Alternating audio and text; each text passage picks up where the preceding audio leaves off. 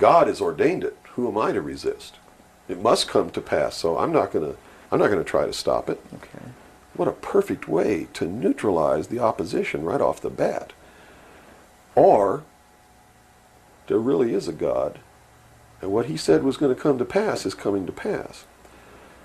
And I named this, Behold a Pale Horse, from chapter 13 of the book of Revelations. The fourth horseman of the apocalypse is the pale horse. And I looked, and behold a pale horse, and his name that sat upon him was Death. And hell followed with him, and power was given unto them over the fourth part of the earth, to kill with sword, and with hunger, and with the beasts of the earth.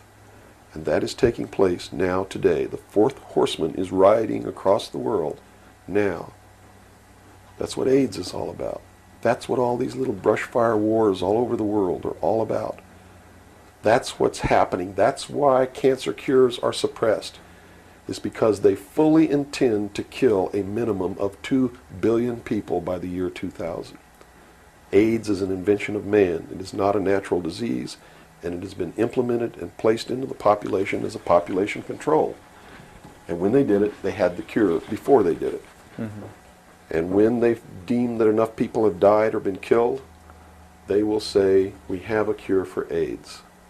And everybody will be called to report to some place to get an inoculation, which is going to do 2 things.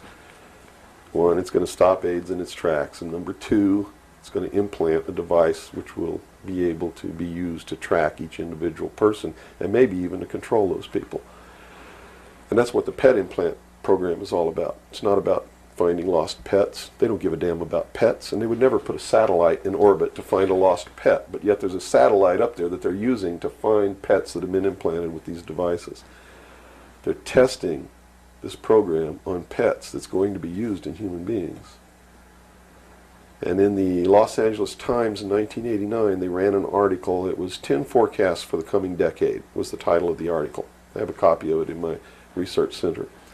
And number 5, I believe it was number 5, in those 10 forecasts for the coming decade was chemical or electronic implants to control individual behavior on a 24-hour basis, unquote. So it's not hidden at all. It's there for anybody who wants to look. But nobody's looking. Nobody's looking. They believe, and I believe that they're right, that the biggest danger to mankind right now is man himself, population. A study in 1957 told them that by 1990 the world population would double. In 33 years. Can you imagine that? The world population of human beings doubled in 33 years. Mm-hmm. And they knew that it's an exponential doubling throughout history. Every time it's doubled, the interval has gotten shorter. So that was 33 years. The next doubling will take place in approximately 28 years. The next one after that, approximately 24 years. Can you imagine if the world population doubles again in 28 years from 1990? In other words, in the year 2018, the world population doubles. And we're having problems with food supplies and timber and clean water and clean air now. And then after that, it doubles again in another 24 years. That's why they created AIDS. Because they didn't want to have to go around the world and say, you, and you up against the wall, you've got to die today, and shoot them. They did it in a manner to where they could target what they consider to be undesirable populations. And I want it very clear that I don't agree with them on this. They specifically targeted blacks, Hispanics, and homosexuals for complete eradication. And AIDS is really going through those populations, and it's really doing a number of blacks, Hispanics, and homosexuals. That theory has made news. I've heard that before, and this it's been isn't a debunked theory. very clear by the public, saying, "Oh, that's ridiculous." But you're saying that that may indeed be the case. It's not ridiculous. I actually saw this in documents, and the project name was Project Naomi. MK Naomi was the name of it. It was a CIA project. The AIDS, whatever causes AIDS, whatever that turns out to be, according to those documents, was developed at Fort Detrick, Maryland, under a CIA project called MK Naomi. It was financed by $10 million for the Department of the Army's biological warfare programs. It was carried out, supervised by the CIA, carried out by scientists who work for the Special Operations Division of the Department of Defense. And it's doing its job. And would you assume if AIDS doesn't work, there's a contingency plan for that even? Well, I think that they have other things out there working concurrently. One thing I've learned about these men is they don't just do one thing. In case the public discovers what they're doing, or discovers that somebody's doing, whether they know who's really doing it or not, and stops it, what they have running is several concurrently running plans, so that if one or two fail, the other ones are going to take care of the problem. It sounds pretty hopeless. I mean, based on that scenario, is there anything, any uprising or what? Yeah, there is, but it requires that people wake up. It requires that they really learn the truth instead of live their life in fantasy land. You see, because nothing can exist without the consent of the people. Unless they buy it, it's not going to happen.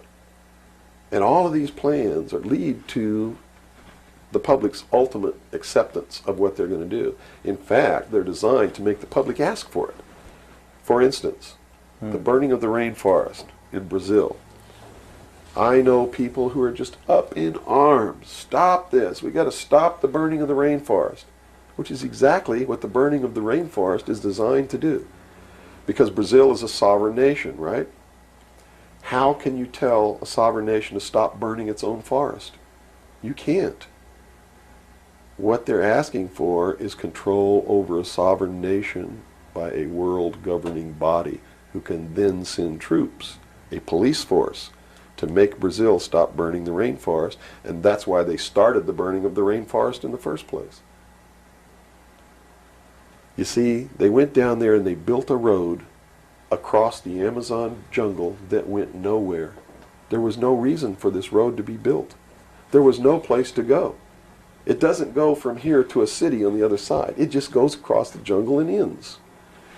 And they built this road on purpose because they knew that most of the people in Brazil are so dirt poor that they would see this road as the answer to their prayers. Free land, free timber, a way to support their family, a way to become wealthy, or at least more wealthy than they were, which was no wealthy. Mm-hmm. And that's exactly what happened. Millions of people headed out down this road and staked out some land and burned the forest and tried to grow crops. And they found that rainforest is no good for growing crops. It'll grow one crop, and then you got to go burn more trees and plant another crop because the soil is poor. And that's what's happening. Mm-hmm. And that's why the forest is being burned. And it was done intentionally to create the scream of stop burning the rainforest, so that then they could offer the solution. The solution is a world governing body that can then order and enforce that order of Brazil to stop burning the rainforest. So the green movement worldwide is now just a manipulation. Yes. Of now it's been proposed time and again too that big business is behind things like this, and that would represent a capitalist approach. But what you're saying is we're heading toward a socialist approach based on this scenario. You have to understand the difference between capitalism, socialism, communism, what all of these things really mean. You have to understand that what the difference is between right wing and left wing. People, they use these phrases all the time, and they don't even know what these things mean. And it's just incredible to me to hear a socialist calling someone else a Nazi. Because Nazi means National Socialism. So here's a socialist calling a right-wing guy a Nazi, when what he should be calling the right-wing guy is anarchist. People on the right want no control. Mm-hmm. They're really anarchists. Okay? So they would, in theory then, or in fact, be in opposition to this ultimate movement. Yes. Whereas in appearance, they would be the ones behind it. Well, when you have a misunderstanding of what the terms mean, yes. Okay. Right-wing on the far right is total anarchy. They don't want anybody controlling anything that they do, and they believe that people are responsible enough that the world can exist without government. Okay. Or the very minimal government that it would take On the far left, on the other hand, they believe that the government should be in total control and should be supply man with all of his needs. Well, creating a whole society that's dependent. Right. A republic is somewhere in the middle. It's governance by laws. Laws are decided by representatives who are elected by the people.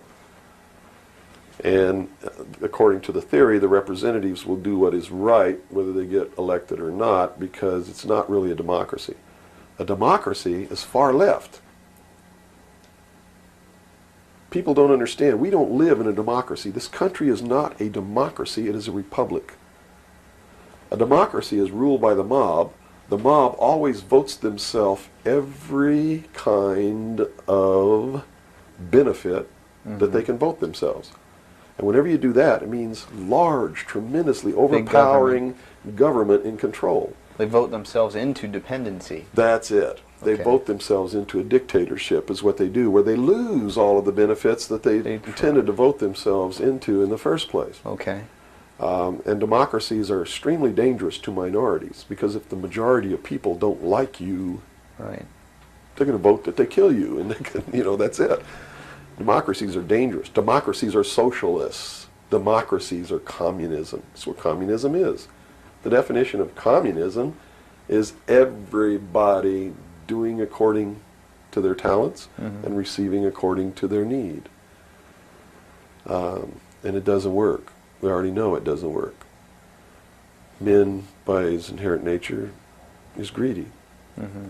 So those at the top always end up having everything, and those at the bottom end up having nothing in communism. Socialism is different. Socialism usually ends up in a dictatorship, in a very controlling dictatorial government which even owns the people that it governs, so that those who live in fear of not having are provided for what they need, and in turn they worship this oppressive government. Socialists are children who went out into the world, took a look around and said, I can't handle it, and went home to Daddy. Okay. Daddy, protect me. Daddy, feed me. Daddy, loan me your car. Daddy, tuck me in at night. Socialists are scared little children who are irresponsible, can't stand on their own 2 feet, and need Daddy to take care of them. Okay. Okay? And now we got the... But what happens when you go home to Daddy and Daddy does all these things for you? Tell me. Well, you never leave the home. You've got no reason to. In other words, if you're being provided for in that way. You're being provided for, but what does it mean? Doesn't it mean that you have to do what Daddy tells you to do? True. Doesn't it mean you have to be rules. in when Daddy tells you to be in? Doesn't it mean that you can't drive the car to the next town if Daddy tells you you can't? Doesn't it mean that if Daddy tells you to take out the trash, you better take out the trash? Are you beginning to understand the concept? When you ask for favors from Daddy, you have to give up freedom in return. Right. Okay. So socialism always leads to repression of liberty, freedom, equality. All of those things fly out the window, so that you can have free health care, so that you can have a place to live but you don't have to pay the rent, so that you can have food given to you by the state. And that's where we're headed.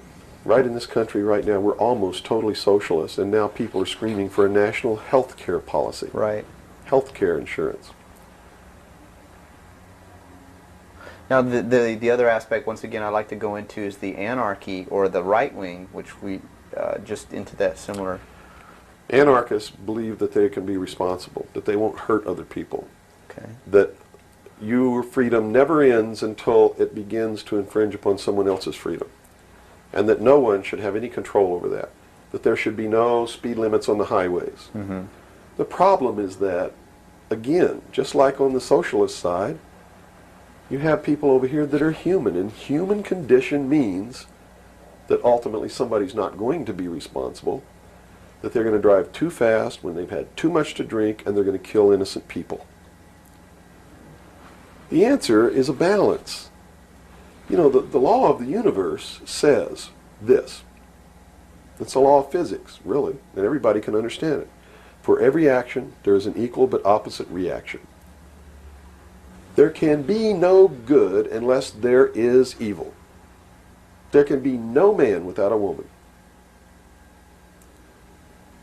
You understand the concept? Based on that, the theory of a utopia here on Earth is corrupt right away. Absolutely. It goes against the laws of physics. It goes against the law of the universe that there must be two opposing forces all the time in every instance, because that's what makes the universe work.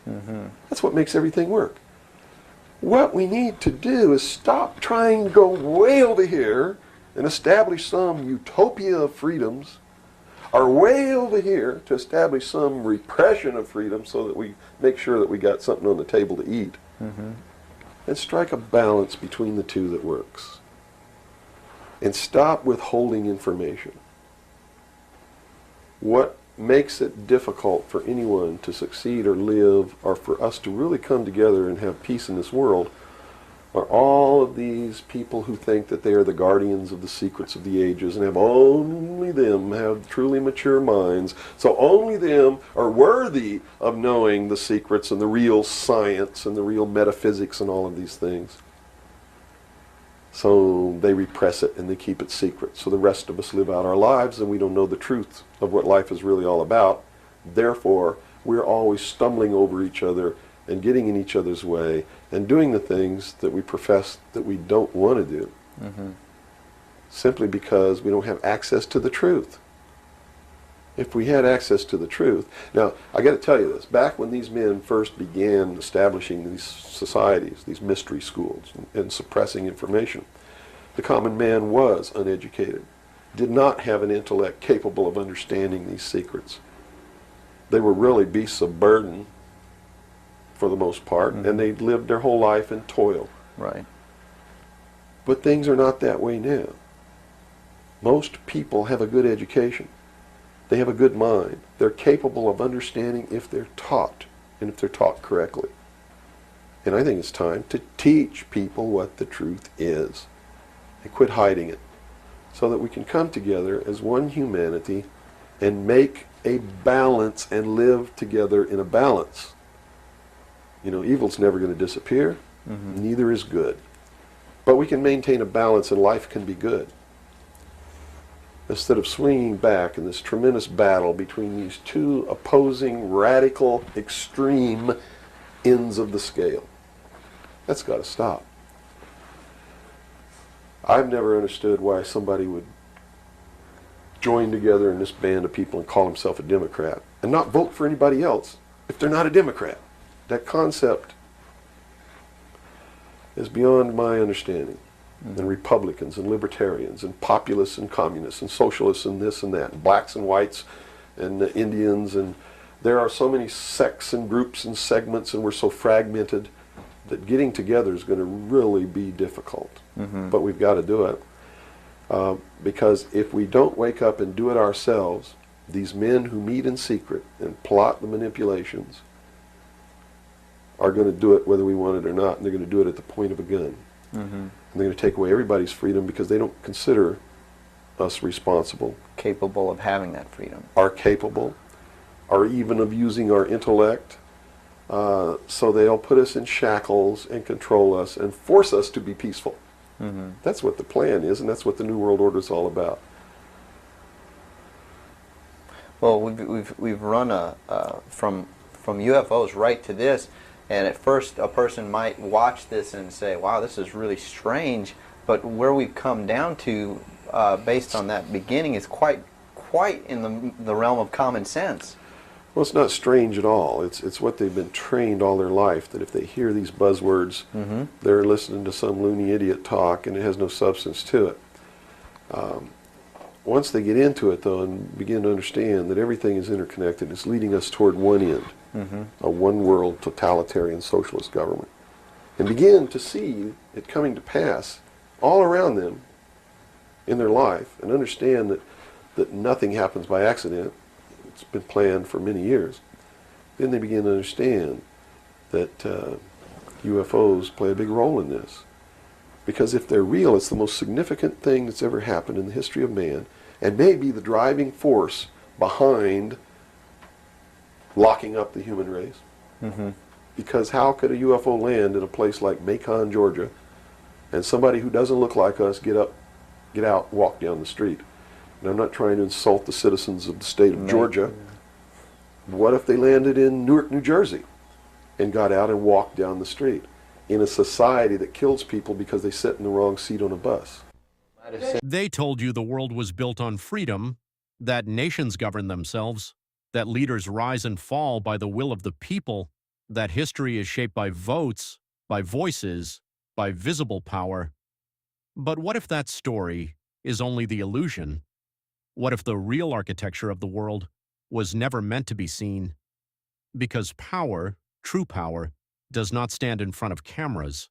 It hides behind systems. It buries itself in complexity. In contracts no one reads, in institutions no one questions, in decisions made far away from public view. And once you begin to look closely, patterns start to emerge, not chaos, not randomness, but design. Look at wealth, not the wealth you see on screens, celebrities, athletes, public billionaires.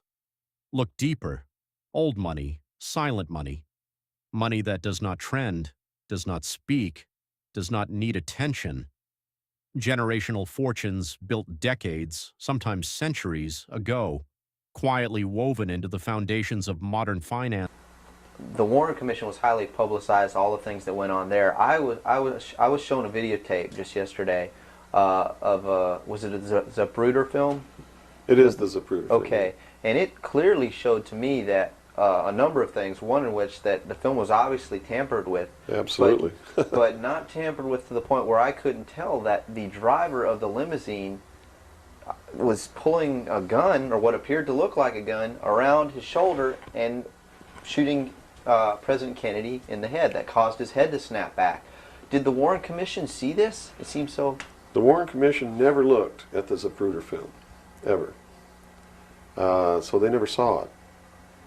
Now, I don't know who testified during the Warren Commission about the Zapruder film, if anybody did. But I do know that later at the investigations of the House Select Committee on Assassinations, that a man was specifically hired as an expert witness to view the Zapruder film and tell the committee what it showed.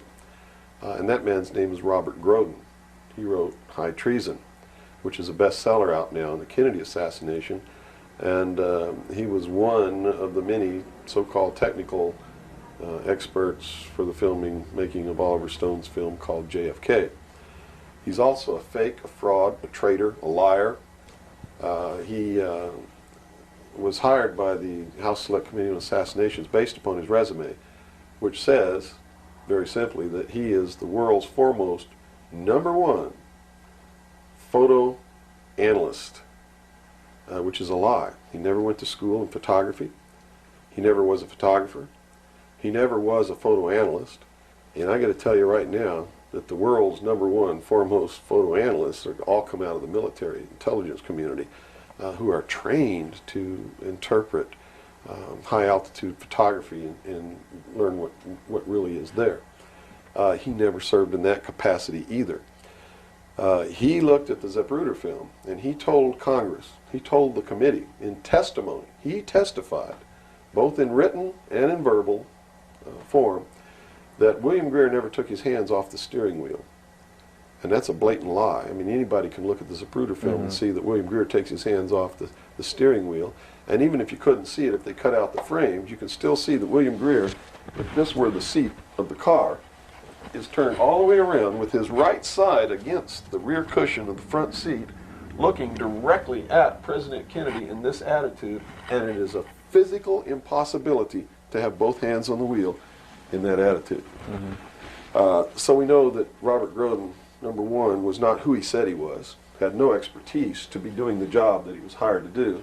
#2, even if he had no expertise, it is plainly visible in the film that William Greer could not possibly have had both hands on the wheel. So we know that Robert Groden didn't make a mistake. We know that he intentionally lied to deceive Congress and thus the American people. And what's real strange about it is he's been very active in the research community, supposedly exposing the assassination of President Kennedy. But if you look what he does, he is constantly coming up with new theories, supposed new evidence, most of which is fake. And in his book now, High Treason, he makes a statement that Kennedy was probably hit from the front and the rear at the same time. His job is to keep the American people confused and propagate the lie that our government is no good, that it's our government who assassinated John F. Kennedy. And I'm here to tell you, it wasn't our government. It was the secret societies known as the Illuminati, the Knights Templar, the Freemasons, who assassinated John F. Kennedy. And the proof is right there for anybody who wants to see it. William Greer was a Freemason, number one. He was the Secret Service agent who shot Kennedy. Number two, in Dealey Plaza, there's an obelisk, a monument commemorating the location of the first Masonic temple in the state of Texas. Dealey Plaza is on the 33rd parallel, which is one of the sacred numbers in Freemasonry. He was assassinated in a manner that assured the greatest flow of blood, which is called blood atonement, which was practiced by Freemasonry in the early days and supposedly is not practiced now. But in reality is the method of choice of execution, trial and execution by Freemasons.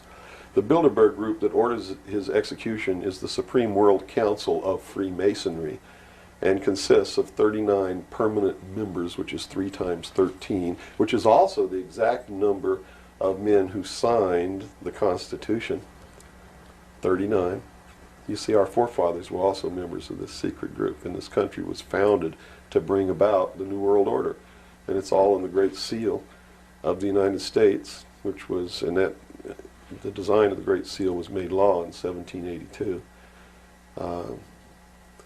It's just absolutely incredible that the American people don't understand that groups of men don't get together and meet in secret and take blood oaths which say that they can be cut open and their heart ripped out of their body and their intestines scattered over the floor if they talk about the secrets. That's not a benevolent fraternity. That's a dangerous group of men. Grown men don't play games like that. They're serious. It's the secret societies who are bringing about the New World Order. They're the ones who killed John F. Kennedy. There's nothing wrong with our Constitution or our Bill of Rights. But Americans are going to be convinced that our government sucks. And that's what all this stuff is all about. So at the beginning, the founders of this country actually did create what was I guess you could say, an above-board good government basis for a good government. Yes. They gave us every tool to ensure the success. But it was an experiment, you see, because man had always claimed that he could rule himself, but had never been allowed to do that. Even in ancient Rome, they call it a democracy. The man didn't rule himself. He was ruled by other people who made man think he was ruling himself. But the truth was, a Roman centurion could march down the street and grab anybody they wanted to and make you do whatever they wanted to, or just execute you on the spot. And that was the truth of the matter. Those weren't free people. In the history of the world, there had never been a people who were truly free or who truly ruled themselves until the United States of America was created as a republic by which we ruled ourselves through elected representatives whom we sent to the State House, either in the States or to Congress, to do it. They also gave us every tool by which we would destroy ourselves if we weren't capable of doing it. The United States and France, the revolution in this country and the revolution in France, were created to bring about governments which would function as the antithesis to the kings and queens of the world and cause them to topple off their thrones. It also gave man a chance to prove once and for all whether he could rule himself or not. And if he could, fine. That would be the New World Order. If he couldn't, they built the tools into the Constitution to allow them to take it away from us. And those tools are the creation of the federal democracy within the boundaries of Washington, D.C., and the right to contract, through which, if we were irresponsible, we would contract to receive rights from that federal democracy and thus, in return, give up our freedom. And that's exactly what's happening. It's exactly what we've done. John F. Kennedy was short-circuiting the New World Order. He had ordered the printing of constitutional money, United States notes, which would have destroyed the Federal Reserve, which is not an agency of the United States government. It's a private corporation, owned and operated by the world bankers, controlled by the Illuminati. And its purpose was to destroy the middle class in this country and thus our economy and throw us at the mercy of the New World Order. And we see this unfolding now. You see it unfolding now. You are seeing, and I predicted this well in advance, you are seeing the destruction of the economy of the United States. And it will continue. It will not get better. Banks that fund governments, funds that own corporations, corporations that influence policy, a closed loop, where power circulates but rarely escapes. Now look at the markets. Entire economies can shift in a single day. Currencies collapse, inflation rises, jobs disappear, and somewhere, someone benefits, always. Because in a system this interconnected, collapse is not just destruction, it is opportunity. The same institutions that survive crises often grow stronger because of them. Bailouts flow upward, debt flows downward, and the cycle continues. Then there is information. What you know shapes what you believe, and what you believe shapes what you accept. A handful of global media conglomerates control the majority of what the world consumes: news, entertainment, digital platforms, not by coincidence, by consolidation. Stories are selected, framed, repeated. Not necessarily false, but never neutral, because influence does not require lies, only direction, and over time, direction becomes reality. But perhaps the most unsettling question lies in health, because here the stakes are not just power, they are life itself. Medical breakthroughs change the course of humanity. Pharmaceutical giants invest billions to create them, but they also answer to markets, to shareholders, to profit. So decisions are made: what gets funded, what gets delayed, what reaches the public, and what disappears quietly into research archives. Is it innovation serving humanity, or humanity serving a system of innovation driven by profit? And then war, the oldest tool of power. They tell you wars are fought for freedom, for security, for survival, and sometimes they are. But history reveals another layer: resources, oil, minerals, trade routes, entire regions destabilized, only to be The true God is what makes man God. And I'm not going to debate the right or wrongness of that, because who the hell knows? But I can tell you that they pervert whatever it is that might be divine about their philosophy by becoming what they profess They to want destroy. to destroy, yes.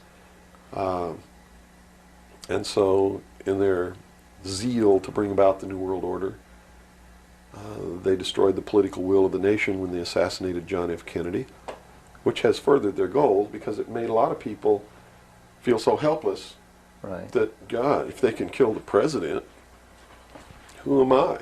You know, what can I do? I'm just one lonely, helpless person. So they quit voting. They abdicated their power. And, of course, through agents like Robert Groden and many others, Oliver Stone, they're being convinced that our government sucks, that our government is the problem, that the Constitution doesn't work, that the Bill of Rights aren't real. We're playing right into their hands, in other words. We're playing right into their hands, because there's nothing wrong with the Constitution or the Bill of Rights or our government. It's the people. You see, it's been infiltrated. And from within, they are eating at the heart of this nation like a cancer, this secret society. They are destroying it. They are subverting it. Our Constitution has not been allowed to work since 1945, and maybe even earlier. And they have been working behind the scenes to bring about a one-world totalitarian socialist government with the Communist Manifesto as its platform, through the United Nations, which was created by this nation from an older organization called the League of Nations, which was the original foundation.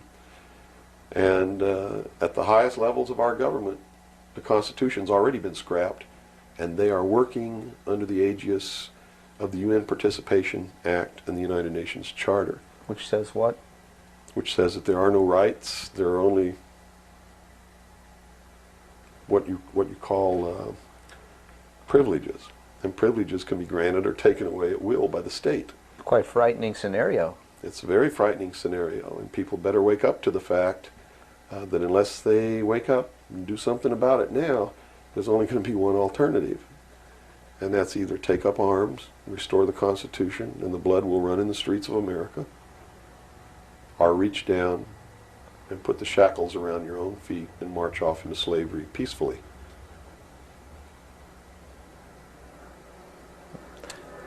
Not going to be easy the coming years. Wow. Now, historically, this may or may not relate, but at least modern world, contemporary world history does not include the stories of Atlantis and Lemuria that go predate. How does that history, and why was that suppressed, or why is it still being suppressed? How might that affect what we are understanding is going on today, or is it related?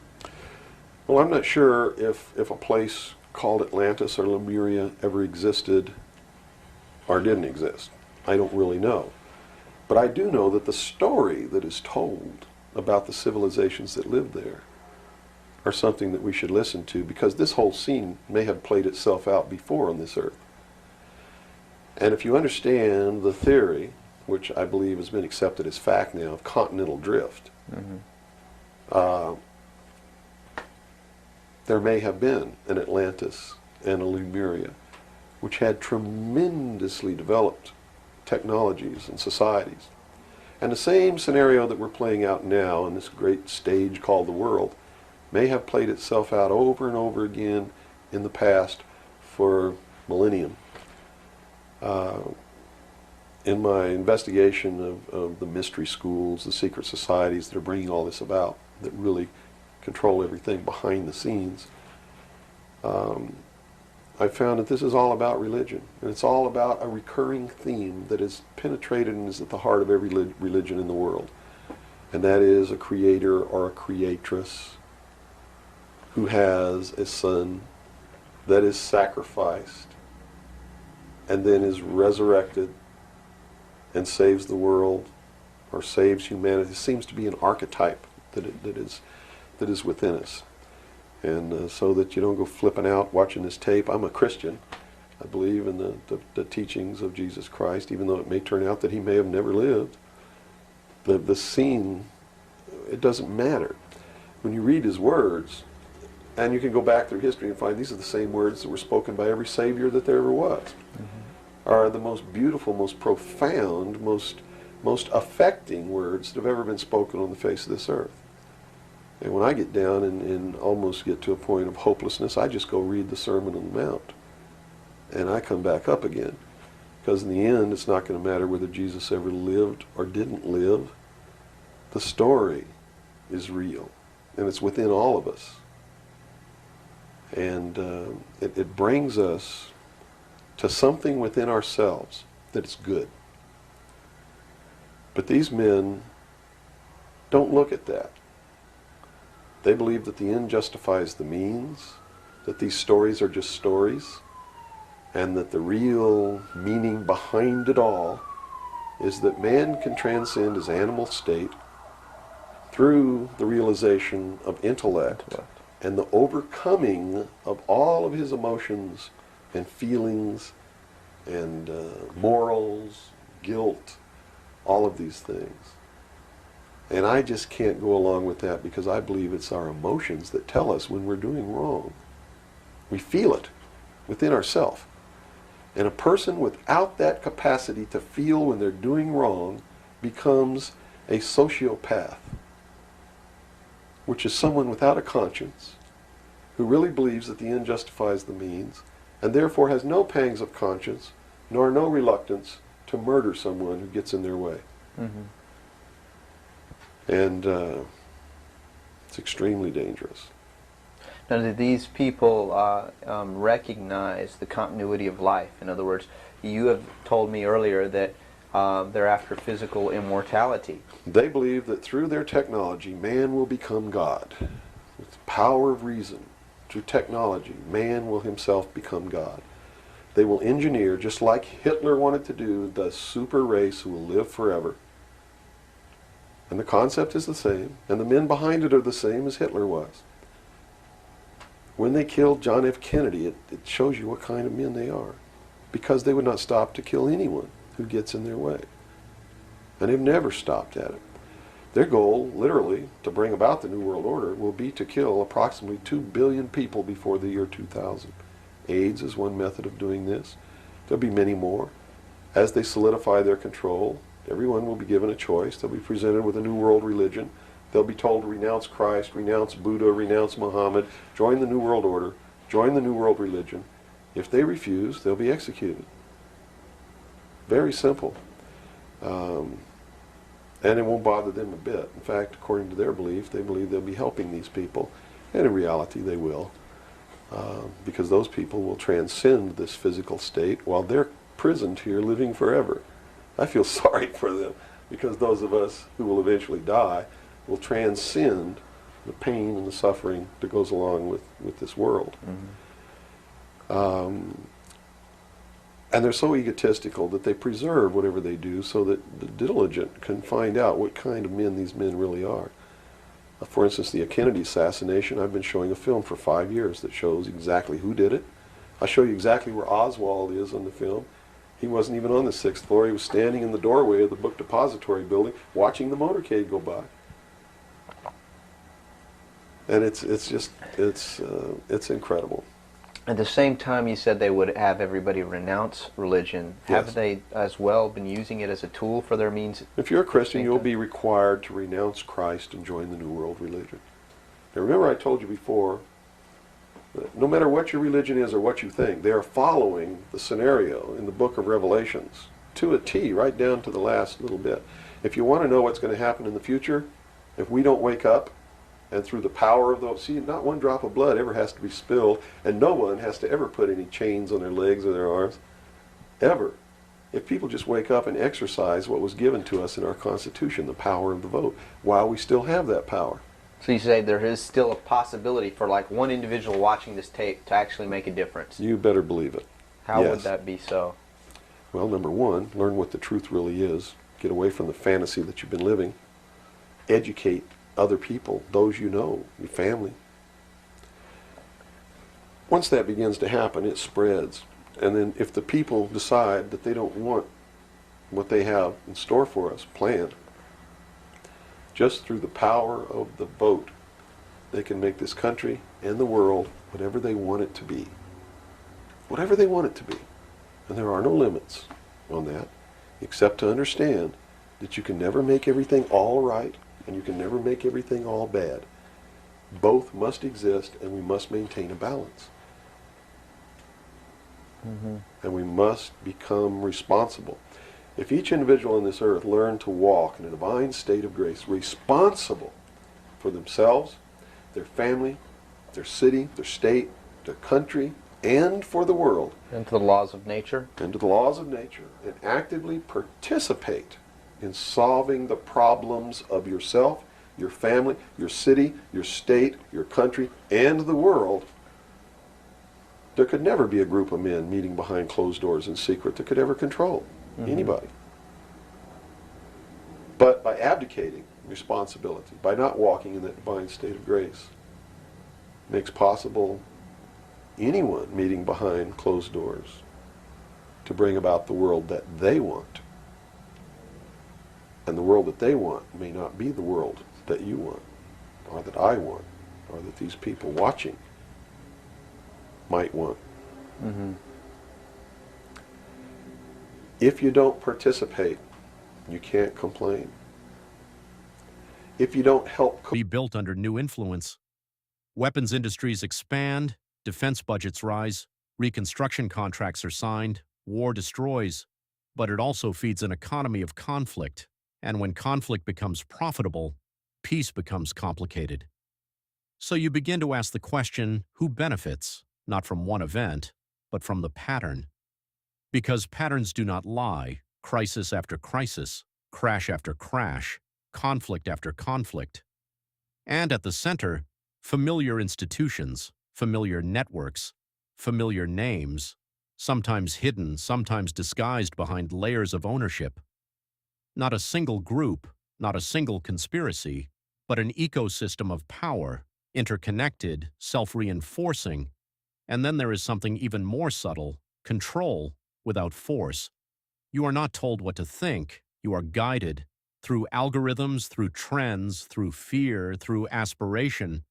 You are shown what to desire, what to fear, what to chase, and in chasing it, you participate in the system that shapes you. Protect the president. Shouldn't they have just driven that car right out of there, and the other guy should have done something to protect or look for who's shooting? You know, it just didn't seem to make any sense. How would the Warren Commission not? They didn't see the film, so I guess they didn't see the film by design, because if they saw the film, they'd have to be responsible for the decision that they made that Lee Harvey Oswald was a lone assassin. Okay. So I think they didn't see the film on purpose because they didn't want to have to be responsible for saying, hey, look, the driver did it, you know. They didn't want to make that decision. And in a letter that Lyndon Johnson wrote to the Warren Commission, he specifically said in the letter, you must quickly identify Lee Harvey Oswald as acting alone with no conspiracy so that America can get back to business. Was Lyndon Johnson acting on behalf of this secret society, or was he concerned of course. He had to know all about it and approve of it because he was going to be the new president. And the new president would be in charge of the investigation. How high up a government official do you have to be before you're briefed of this, you know, the total of all the things that are going on, the reality behind them? Well, you have to understand that nobody exists on a high level in government who's opposed to the New World Order. Nobody. Our government has literally been infiltrated, and there's a cancer within our government destroying it, eating it, nibbling away at it, hacking off its limbs. And you said this started in 1945? 1945 was when the overt destruction began to occur, when Truman signed the UN Participation Act and the United Nations Treaty. It actually began long before that, when these secret societies began to infiltrate the government and appoint their members to important posts. Infiltration is easy. If one gets in, he can then appoint and hire others to replace people who are not members below him. So now we've had over 50, almost 50 years of this going on. At least. I believe that it started back probably 1913, 1917, when the Federal Reserve Act was passed, when the Council on Foreign Relations became a reality in this country. And you can, by diligent research and study, you can see when it happened, where it happened, who did it, and how it was done. It's apparent. When they say there's no conspiracy, I mean, we talk about a conspiracy. It started out as a conspiracy. But when they say today there's no conspiracy, that's not a lie. It's the truth. They're doing it right out in the open, right under our noses, and we're too stupid to know it, to see it. So it's not a conspiracy now today at all. It's right out in the open. They even published their plans. I mean, here Carter appointed Zbigniew Brzezinski as the National Security Advisor, who just wrote a book before he was appointed declaring himself a Marxist. I mean, you read that book, this man believes in Marxism. This man is a socialist. Not only a socialist, he's an international socialist. He's a globalist. His goal, stated in his book, is to destroy the sovereignty of nations and bring about a one-world Marxist government.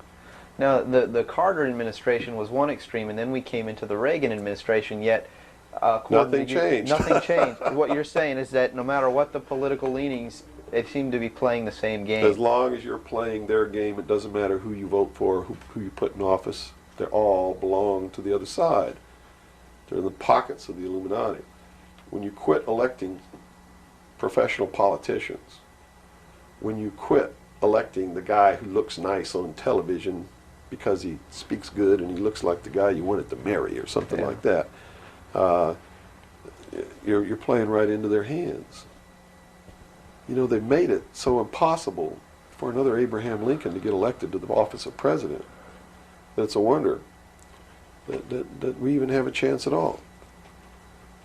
We need to send people to Congress and to government who are going to clean house. Kick all the members of secret societies out of the bureaucracy. Lock them up. Try them for treason. Because they are traitors. So one thing that may help is term limitations. We must have term limitations, and it must be only one term. And forget all this nonsense that anybody goes to Washington and don't know what's happening. They don't know what's happening simply because they haven't taken the time as citizens to understand how our government works before they ever go to Washington. You see, it should be a process that starts in infancy. It works its way up.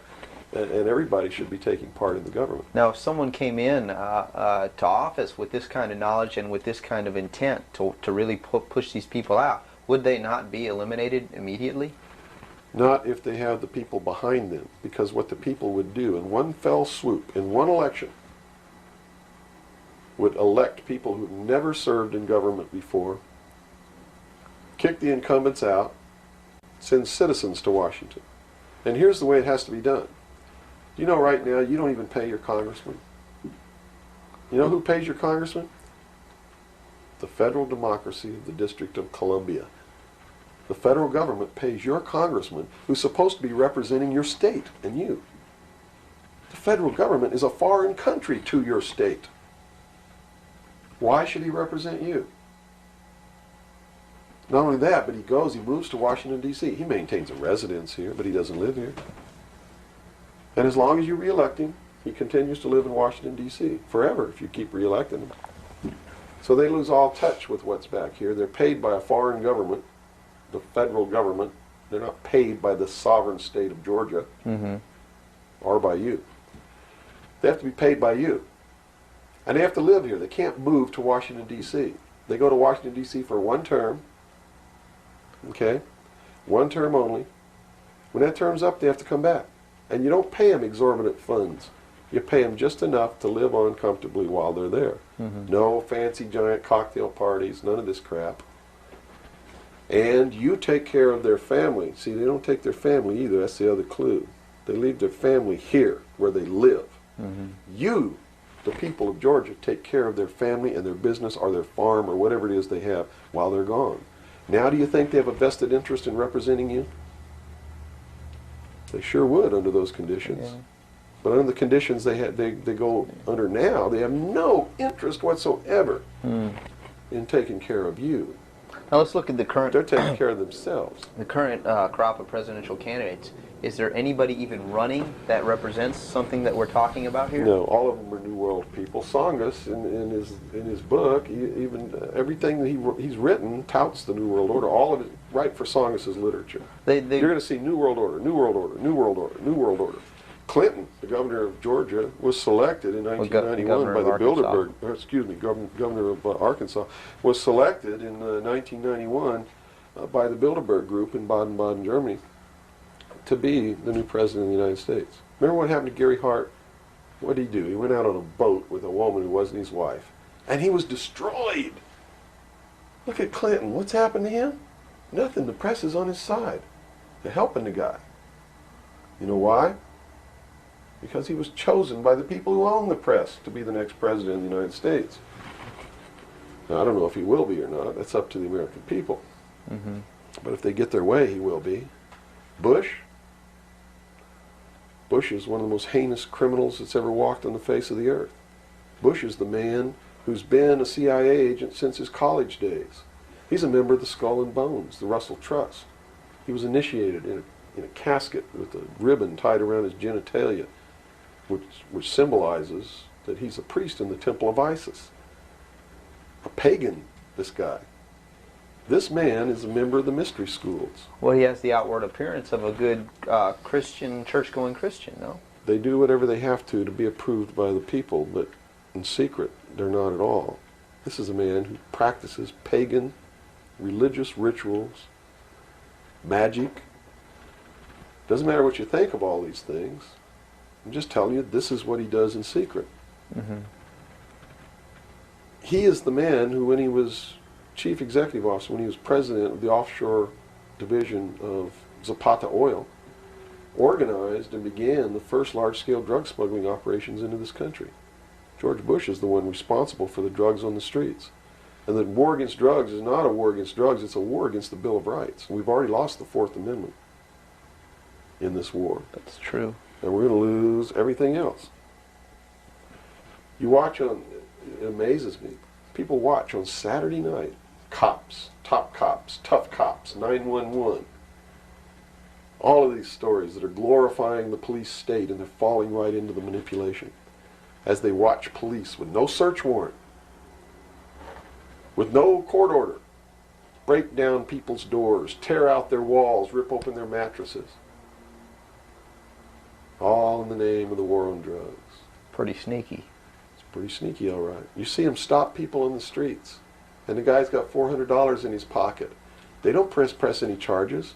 They didn't even have any reasonable suspicion to stop the person and search him. And what do? They take their money, and they don't give it back. And America's watching this. And the stupid idiots, yes, you stupid idiots, you sit there and watch it, not realizing that when you take away that man's freedom, you've also taken away your own. You see, because they can do the same thing to you. Just because you talk a way that they don't like you talking, or because you wear red shoes and they don't like red shoes, they can do the same thing to you. And under the new law, without a court order, without a search warrant, they can break down your door, they can rip open your mattresses, your couches, your walls, they can trash your house. All in the name of the war on drugs. And let's say they don't like the color of your shoes. A system where attention is currency, data is power, and behavior is predictable. Because when people can be predicted, they can be influenced. And when they can be influenced, they can be controlled. But control does not feel like control anymore. It feels like choice, freedom of content, freedom of opinion, freedom of consumption. Yet all within boundaries, carefully constructed, rarely questioned. The illusion is not that you are trapped. The illusion is that you are completely free. So what is this system? Is it planned? Is it inherited? Or is it something that simply evolved? A structure where those closest to power shape the world, not always with malice, but with interest, and interest does not always align with justice, because inequality is not accidental, it is systemic. A world where a small percentage holds the majority of wealth, while billions struggle within the same system that created that imbalance. And still, the system persists.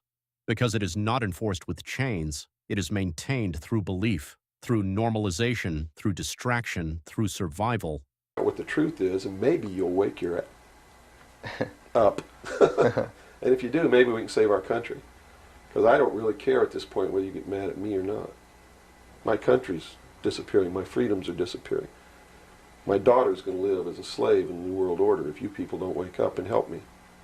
So, if I had a 2x4, literally, I would smack you upside the head with it. I don't care if you get mad at me. It's beyond that state. You know, I'm willing to put my life on the line. Why would I care if you get mad at me? Mm-hmm. You know? People say, well, don't you feel threatened? Don't you feel like your life is in danger? Are you kidding?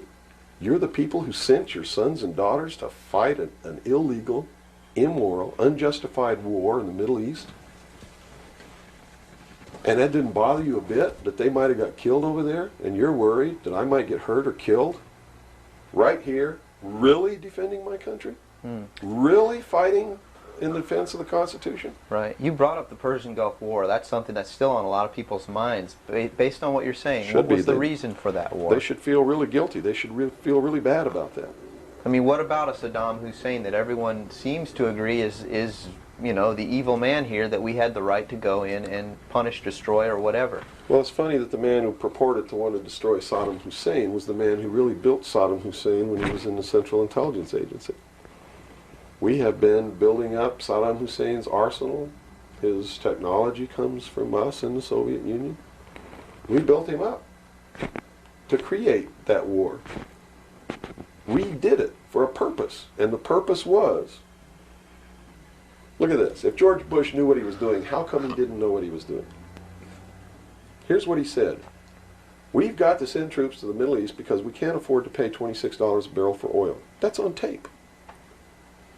Next he comes out and he says, no, it's not about the price of oil. It's because Saddam Hussein's not going to stop at Kuwait. He's going to go into Saudi Arabia, and those are our friends, our buddies. So we got to go defend Saudi Arabia. And then James Baker says in a press conference, nope, it's not about Saudi Arabia. It's not about $26 a barrel for oil. It's about jobs. Folks, we're going to get you a job, and to do it, we're willing to kill your sons and daughters. Yes, sir, we're going to send them off to get killed so that you can have a job. Prosperity. That's what it's all about. Well, what was the actual scenario if we hadn't have gone in? Well, see, that's not the end of it yet. Then George Bush comes out and says, whoa, the White House is flooded for telegrams. They don't want their sons and daughters to get killed for a job. It's not about jobs. It's about naked aggression. Yes, sir, there's a little Hitler over there called Saddam Hussein. Yeah, and we're going to go destroy him because the world doesn't need another Hitler. Never mind Pinochet in Chile, who's another Hitler. Never mind all the other Hitlers in the world. Was that Never mind Tiananmen Square. Well, then then people would say, well, the American government's not interested in that because money is not in it's the oil here. We're talking about money. No. So you're saying it's not even that. No. They've been planning this war for years. In fact, Arco Press wrote a book about it. The name of the book is Rapid Deployment Forces. It was published in 1985. It names Kuwait as the country. It talks about Operation Bright Star, where they've been practicing the war every year since the early 80s. Sending troops over there practicing the war. Liberating Kuwait. It's even named in the book. The whole thing was spelled out years ago. What it was all about was to establish the New World Order. You see, because for the first time in the history of the world, it's established the legal international precedent that the United Nations could pass a resolution and send its police force to enforce that resolution, and that the member nations would have to pay for that action. And George Bush said it very clearly, but nobody was listening, when he said, no longer will any nation stand against a world united.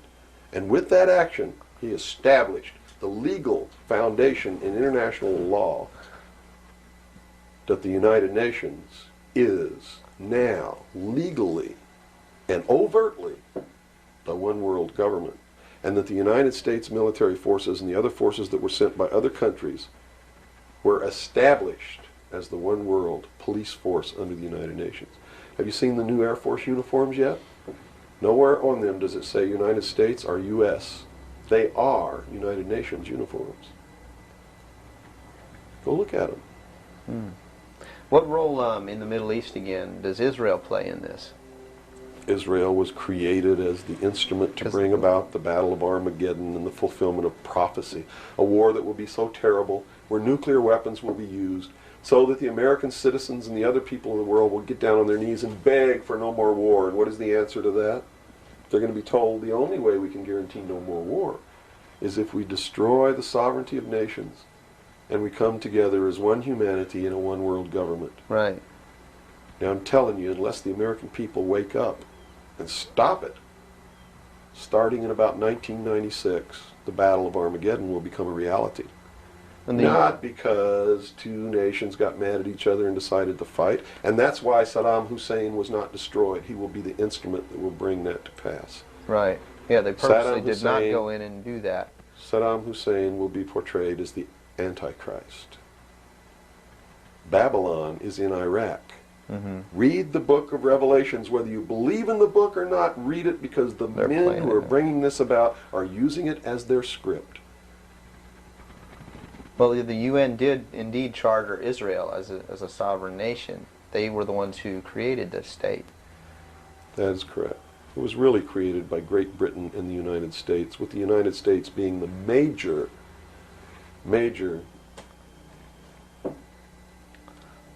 instigant. Okay, and the Jewish people were then being manipulated into believing it was for some other reason. That's correct. They've always been manipulated. And I get people who still come to me all the time and say, Bill, you're all wrong. It's the Jews. The Jews are subverting the world. Man, it's not the Jews. It's not the Catholics. It's not the blacks. It's these men who belong to the ancient mystery schools, who meet in secret and decide the fate of the world. And they belong to all different races and all different nationalities and all different religions to the public point of view. But in secret, It's a different story. How about the European community? Here seems, based on your theory, another group of sovereign nations coming together to form one government. European community, the EEC, was created by the Central Intelligence Agency, working through a lodge in Italy called the P2 Lodge. Propaganda 2 is the name of it, which is the intelligence arm of the Vatican. And Prince Bernhard, who is the leader of the secret World Council that controls these secret societies around the world, called the Bilderberg Group. And that's the truth of the matter. And well, during its creation, they just threw out Margaret Thatcher. She was really opposing this. Yes, she was, and that's why she got ousted. Okay. So did the Shah of Iran, so did Marcos. Anyone who opposes it gets ousted. That wasn't an overthrow of Marcos by the people in the Philippines. It was organized, instigated, and carried out by agents of the Central Intelligence Agency and the KGB. The overthrow of the Shah of Iran, our intelligence community is trying to tell us they didn't know anything about it. They didn't know what was happening. Bullshit. They organized it. They instigated it. They are the ones who caused it to come to pass. Mm-hmm. You see, because we didn't have a national security agency or a central intelligence agency before the UN Participation Act was signed. And these organizations were created to bring about the one world government, the New World Order. And it had to be done in a manner that the people would not know that it was being done, and the only way they could do that was hide it behind the veil of national security. And the Cold War was a manipulation maintained to bleed the people of tax dollars to fund the creation of the police force of the New World Order, which is the Army, Navy, and Air Force and Marines of the United States and the Soviet Union.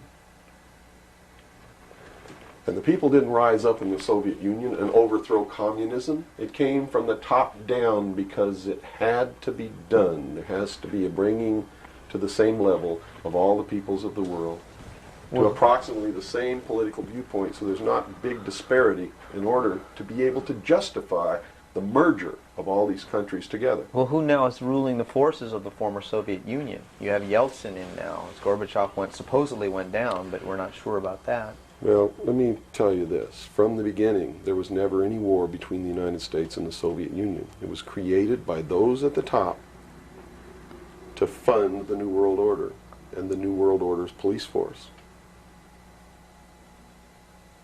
At the highest levels of all countries, they all belong to the same club.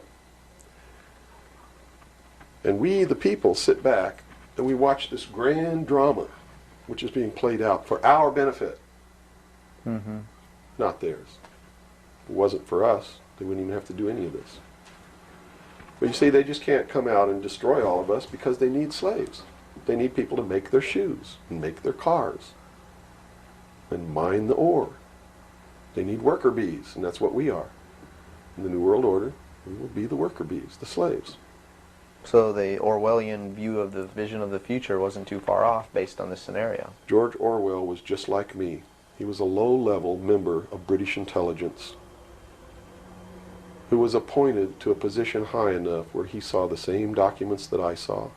And he tried to warn the world just like I'm trying to warn the world, only he wasn't willing to take the risk that I'm willing to take. So he wrote it in a book called 1984 and spelled out exactly what's coming as a warning to the people of the world, as a work of fiction.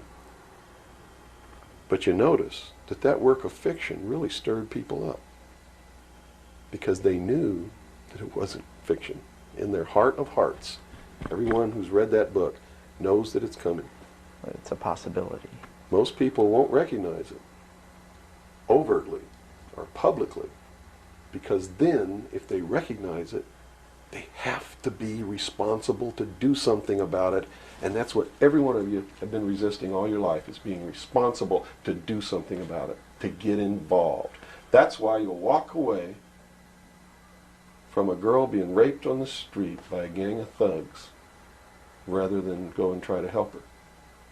And I'm not talking to all of you. I know there's some of you out there just like me, but most of you are just exactly what I've just described. Most people are no better than animals who do not have intelligence because they don't use their intelligence. And to these men who control things behind the scenes, you are stakes on the table by choice and consent, and will always be ruled and manipulated and enslaved by people who do use their brains. As long as we're debunking some myths, because it's putting pieces of this puzzle together, I think, for a lot of people that may be watching. The hostage situation in Iran that got Carter out of office, is this another orchestration? And if so, how does it fit into the October surprise is no myth. There was a deal made. There was a deal made at the highest levels to keep the hostages until after Reagan was elected. You really believe that it was an accident, that it was a coincidence, that 30 minutes after Ronald Reagan was sworn in, took his oath of office, the hostages were released? Did they want Carter out? Are you really that naive? I can't believe it. Did they want Carter out? Yes, they wanted Carter out. They wanted Carter out. He wouldn't play by the rules? Or what? I don't know why they wanted him out, but they wanted him out. Carter was ineffective.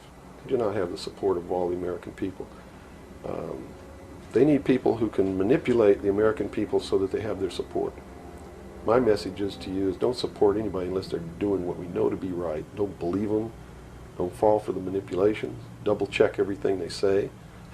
People do not rise against systems they depend on, even if those systems are designed to keep them in place. But every system has a weakness, awareness. The moment people begin to question, to connect patterns, to see beyond the surface, the system becomes visible, and what is visible can no longer hide in the same way, but visibility comes at a cost, because those who question too loudly, too publicly, often find themselves dismissed, discredited, or drowned out by noise, not always silenced, but neutralized. Because the most effective way to control truth is not to erase it, it is to bury it under distraction, under division, under endless streams of information, until no one knows what to believe. And so the world continues, functioning, growing, advancing. On the surface, everything moves forward. But beneath it all, the same question remains. Is the world broken, or is it operating exactly as designed? Because if power is concentrated, if influence is inherited, if systems reinforce themselves, then the reality is not that a few people control everything. It is that everything is shaped by those who hold the most power within it. And that is far more complex, far more subtle, and far more difficult to confront. Because there is no single enemy, no single face, no single moment where the truth is revealed, only layers, systems, patterns, and a world where the lines between control and coincidence are almost impossible to separate. But one thing is certain, the moment you begin to see the system, you can never fully unsee it. Emperor, he sends them to the circus. He creates a circus. He builds a giant coliseum. And he begins to throw the Christians to the lions. And he has great chariot races and football games and basketball games, all to keep the idiots preoccupied with things that don't mean anything in the scheme of the entire world,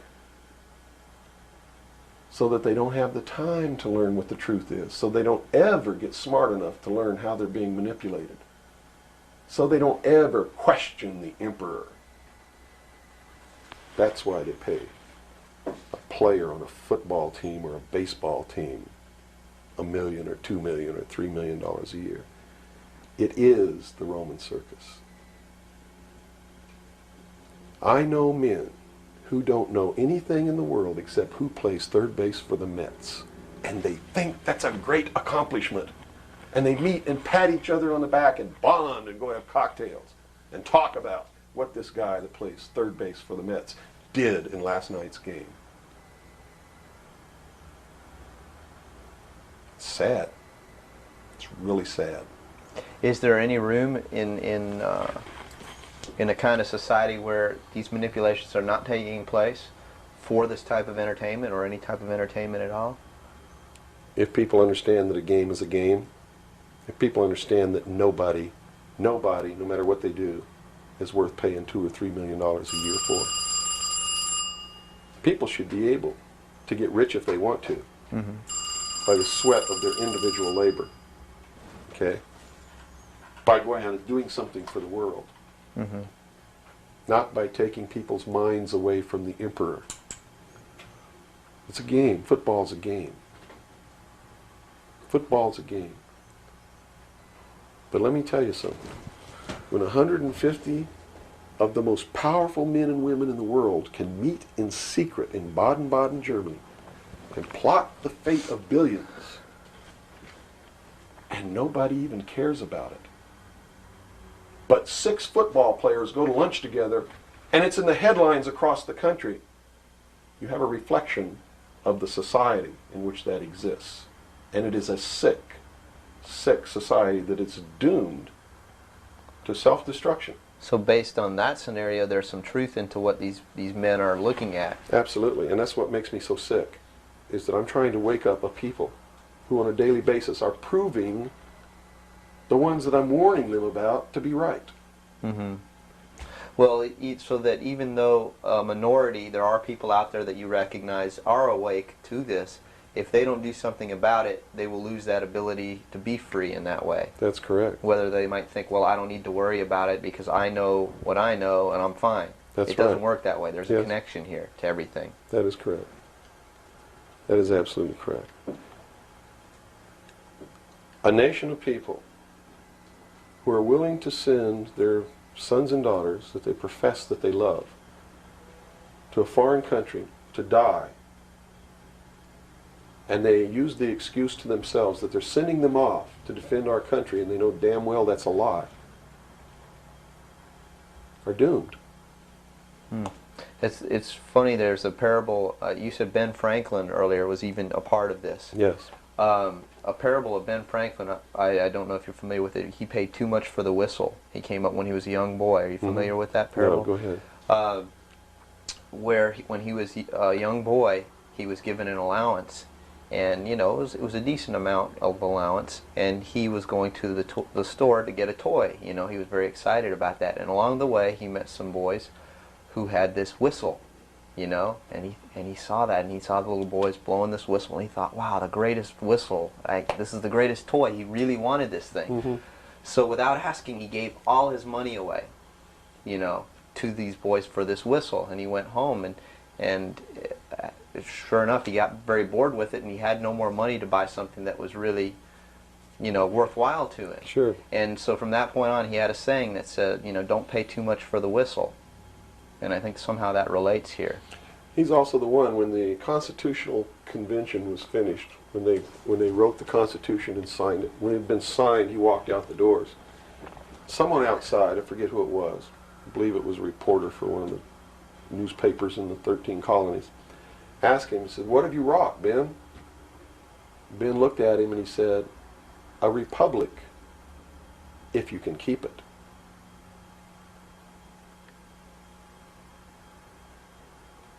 He knew. He did. And that's a good place to end. Yeah, I think so. That's a great ending. Wow. Good job, guys. All right, Bill. Yo. Fantastic. Good. Thanks, Bill. Where's your towel? Right there. I'm about ready Yeah, to these lights are roasting me. Man. kill. I've already had my son. I'm ready for a bath.